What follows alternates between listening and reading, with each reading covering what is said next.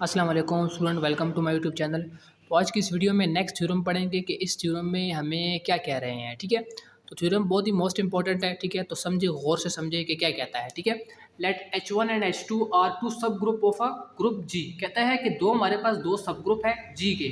ठीक है, इधर तक समझ आ गई है। Then H1 union H2 is a सब ग्रुप ऑफ अ G।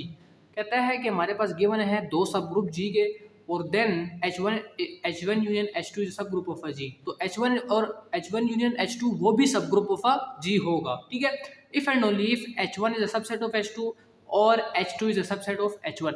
याद रखिएगा, ये आप सबको पता है कि जब एक थ्योरम में इफ एंड ओनली इफ आ जाए तो आप सबको ये पता होना चाहिए कि इस थ्योरम के दो पार्ट हैं। पहला पार्ट ये होता है कि डायरेक्ट पार्ट में हम क्या करते हैं, हम इस चीज़ को लेट लेते हैं, मतलब इस चीज़ को हम सपोज करते हैं, और हमें प्रूफ ये करना होता है कि H1 यूनियन H2 सब ग्रुप है। और कन्वर्सली पार्ट मतलब सेकंड पार्ट में हमें ये करना होता है कि H1 यूनियन H2 सब ग्रुप है, और प्रूफ ये करना होता है कि H1 H2 का सबसेट है और H2 H1 का सबसेट। ठीक है, लेकिन ये H1 और H2 सब ग्रुप ऑफ अ G, ये हमारे पास दोनों केसेस में, दोनों पार्ट में गिवन होगा। ठीक है, तो हम सबसे पहले डायरेक्ट पार्ट करते हैं, और जो हमारे पास गिवन है वो दोनों में होगा। ठीक है, गिवन क्या है कि H1 H2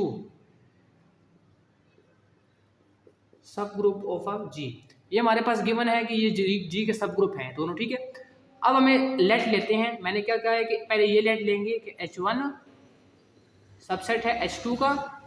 ठीक है, और इधर H2 H1 का सबसेट है।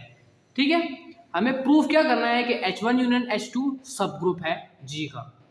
ठीक है, शो डैट, हमें ये प्रूफ करना है कि हमारे पास H1 यूनियन H2 सब ग्रुप है G का। सब ग्रुप का नोटेशन ऐसे है, तो ये H1 यूनियन H2 G का सब ग्रुप है। ठीक है, अब बात समझे, इसमें दो केसेस आते हैं। कौन कैसे केसेस, पहले ये इसमें देखेंगे फिर इसमें देखेंगे, क्योंकि और है। ठीक है, इसमें केस वन में क्या करते हैं, ये साथ में आप लिख लीजिएगा। ठीक है, कि केस वन में क्या कहते हैं, अगर H1 H2 का सबसेट है, पहले मैंने ये लिया कि H1 अगर H2 का सबसेट है, गिवन है ये हमारे पास, प्रूव ये करना है। अगर H1 H2 का सबसेट है तो H1 यूनियन H2 के बराबर होगा। ये क्यों, आप मैथमेटिकली इसको प्रूफ कर भी सकते हैं कि अगर आप ये एक सेट ले लो, ये एक सेट ले लो, और H1 H2 का सबसेट होना चाहिए।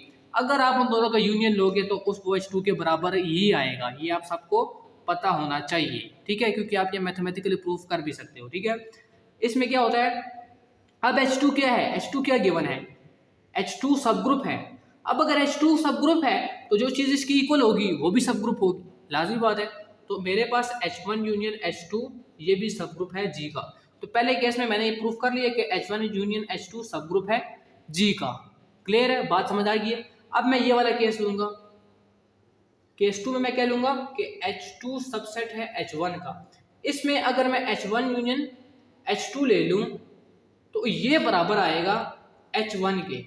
ठीक है, ये आप मैथमेटिकली कर सकते हैं। ठीक है, तो ये H1 की इक्वल आएगा। अब H1 मेरे पास किस चीज क्या है, H1 मेरे पास गिवन है कि वो सब ग्रुप है। अब अगर जो चीज इस चीज की इक्वल है वो भी सब ग्रुप होगी, होगी कि नहीं होगी, तो मेरे पास H1 यूनियन H2 सब ग्रुप है G का। ठीक है, तो दोनों केसेस में हमारे पास H1 यूनियन H2 जो है वो G का सब ग्रुप आ गया है। ठीक है, अब हमें ये डायरेक्ट पार्ट हमने किया था, अब हम इसका कन्वर्सली पार्ट करेंगे। कन्वर्सली पार्ट में हम क्या करेंगे कि हमारे पास H1 यूनियन H2 सब ग्रुप गिवन होगा, और हमें प्रूफ करना होगा कि H1 H2 का सबसेट है और H2 H1 का सबसेट है।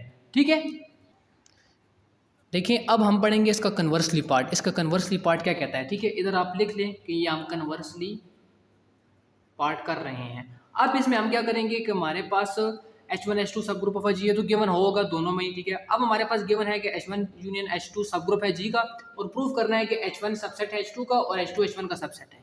अब मोस्ट इंपॉर्टेंट बात, ये बात आप याद रखिएगा, थ्योरम प्रूफ करने के 3-4 तरीके हैं, उसमें से अब हम एक तरीका पढ़ने वाले हैं। ठीक है, जो बहुत ही मोस्ट इंपॉर्टेंट है। ठीक है, वो तरीका ये होता है कि अगर जिसकी चीज़ को हम प्रूफ करते हैं, मतलब ये कि अगर मैं कहता हूँ H1 H2 का सबसेट है, तो हम इसके उल्ट जाते हैं, उसको कहते हैं कंट्राडिक्शन मेथड। हम उसको कंट्राडिक्शन मेथड से करेंगे। कंट्राडिक्शन मेथड में होता है कि जिस चीज़ को हम प्रूफ कर रहे होते हैं, ठीक है, जिस चीज़ को प्रूफ कर रहे होते हैं, जैसे कि मैं फॉर एग्जांपल मैं कहता हूँ कि मैंने प्रूफ करना है कि ए बी के बराबर है, फॉर एग्जांपल मैं कहता हूँ ए बी के इक्वल है, तो हम कंट्राडिक्शन मेथड में ये करते हैं कि मैं सपोज करता हूँ, मैंने सपोज लिया कि ए बी के बराबर नहीं है। हमें प्रूफ ये करना है ना, तो हमें सपोज करना होता है कि ए बी के बराबर नहीं है।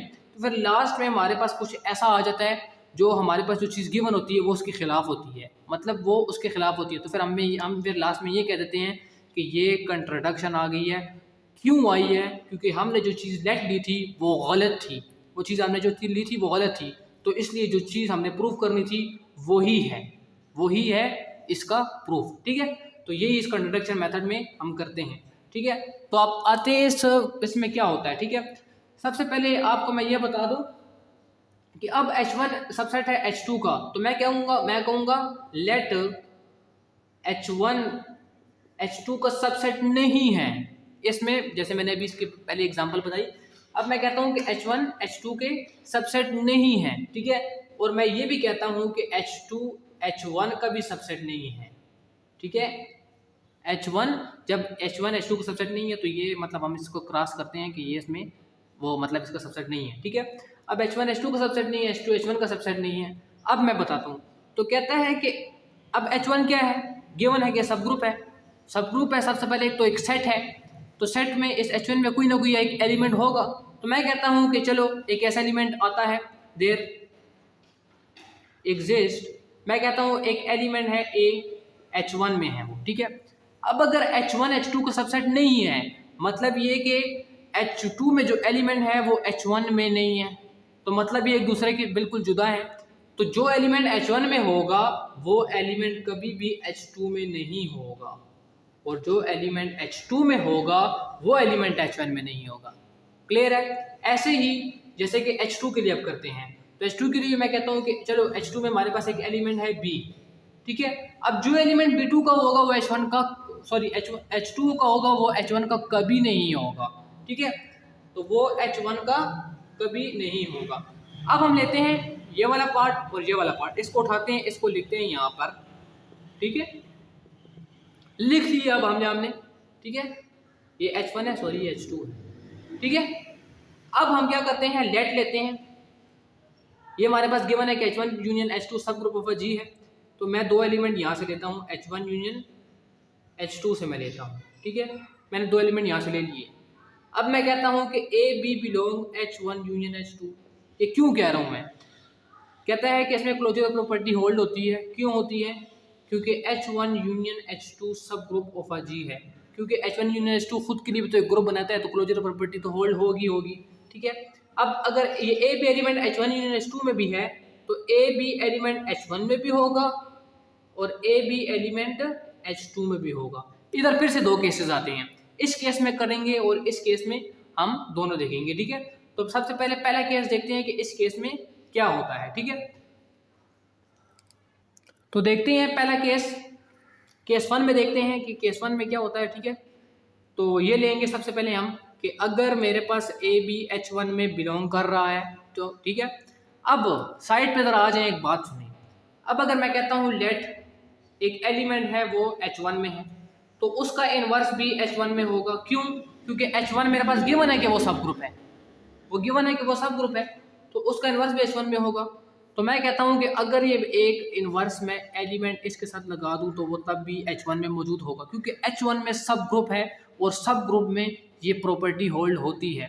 अब H1 तो सब ग्रुप है, वो ग्रुप भी है, उसमें एसोसिएटिव प्रॉपर्टी भी होल्ड होती है। तो एसोसिएटिव प्रॉपर्टी हम इसको ऐसे इकट्ठा कर सकते हैं। ठीक है, ए इनवर्स ए से क्या आता है, आइडेंटिटी। ठीक है, और ई बी के साथ अगर मल्टीप्लाई हो तो फिर से बी आता है। ठीक है, अब बी सॉरी ये H1 है। ठीक है, अब इधर गौर से देखें, केस 1 में हम क्या कर रहे हैं कि बी H1 में आ गया है, लेकिन मेरे पास एक चीज़ गिवन है। मेरे पास तो ये गिवन है कि बी तो H2 में नहीं है, सॉरी बी H1 में नहीं है। मेरे पास हमने ये कर लिया प्रूफ कि बी H1 में है, लेकिन मेरे पास तो ये गिवन है कि बी तो H1 में नहीं है। तो हम इधर कुछ गलत कर रहे हैं, हम कहते हैं कि विच इज कंट्रोडक्शन। क्यों कंट्रोडक्शन क्यों आई है? बिकॉज अवर रॉन्ग सपोजिशन कहता है कि जो चीज़ हमने सपोज ली थी, जो चीज़ हमने कही थी कि ये इसका सबसेट नहीं है, ये इसका सबसेट नहीं है, तो ये चीज़ हमने गलत ली थी। ठीक है, अब केस 2 में क्या होता है, अब केस 2 की तरफ आते हैं। केस 2 में ए बी बिलोंग H2 है। ठीक है, इसमें क्या है, यही है। ठीक है, अब जैसे कि मैं कहता हूँ बी एलिमेंट में H2 से ले लूँ तो बी का इन्वर्स भी H2 में होगा। क्यों होगा, क्योंकि H2 सब ग्रुप है। तो यही मैं एलिमेंट यहाँ पे अप्लाई करता हूँ। ठीक है, जैसे कि मैंने ए इन्वर्स के लिए लिया, इसमें एसोसिएटिव प्रॉपर्टी भी होल्ड होगी, होगी कि नहीं होगी। ठीक है, अब बी इन्वर्स से आइडेंटिटी आता है, आइडेंटिटी एक मल्टीप्लाई होगा, फिर से ए आएगा, तो ए H2 में आ गया है। अब इधर मेरी बात सुने कि इधर मेरे पास तो गिवन था कि AH2 में नहीं है, लेकिन मैं प्रूफ कर लिया कि AH2 में आ गया है, तो फिर से इस केस में भी कंट्रोडक्शन हो गई है, मतलब इस केस में भी गलत बयानी हो गई है। तो इस केस में भी हम यही लिखेंगे कि कंट्रोडक्शन बिकॉज आवर रॉन्ग सपोजिशन। हमने जो चीज़ सपोज ली थी, हमने ये चीज़ सपोज दिया था कि H1 H2 का सबसेट नहीं है, और हमने ये भी किया था कि H2 H1 का सबसेट नहीं है। तो मैं यही कहूँगा कि जो चीज़ हमने ली थी वो हमारे पास ये गलत हमने सपोज ली थी। जब हमने गलत चीज़ ली थी तो हम कहेंगे कि जो चीज़ हमने प्रूव करनी थी ये ही सही है, हम यही कहेंगे कि यही सही है। मैं कहूँगा कि H1 ये इसके बाद आपने लिखना है। ठीक है, H1 H2 का सबसेट है और H2 H1 का सबसेट। ठीक है, तो ये आप लास्ट में लिख लीजिएगा, विल शोज दैट। ठीक है, तो ये थ्योरम थोड़ा सा कॉम्प्लिकेटेड था। ठीक है, थोड़ा सा बड़ा भी था, तो आपको क्लियरली समझ आ गई होगी। तो अगर कुछ समझ नहीं आई है वो तो दोबारा देख लीजिएगा। ठीक है, तो तब तक के लिए अगली वीडियो में मिलते हैं कि अगले थ्योरम में हम क्या कहते हैं। ठीक है, अगर चैनल पर नहीं हुआ तो चैनल को सब्सक्राइब करें, लाइक करें, शेयर करें। ऐसे ही हम ग्रुप थ्योरी के हर एक टॉपिक और हर एक सब्जेक्ट हायर मैथमेटिक्स वाले हम पढ़ाते हैं। ठीक है, तो तब तक के लिए अपना ख्याल रखिएगा। Thank you.